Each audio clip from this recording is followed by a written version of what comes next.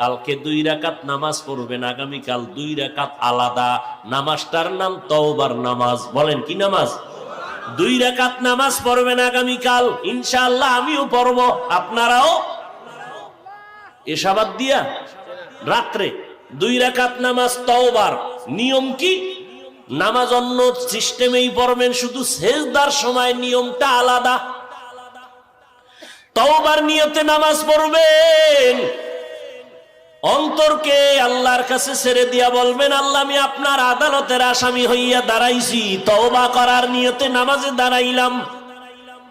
2 রাকাত নামাজে কয়টা সেজদা হবে? 4টা সেজদা হবে।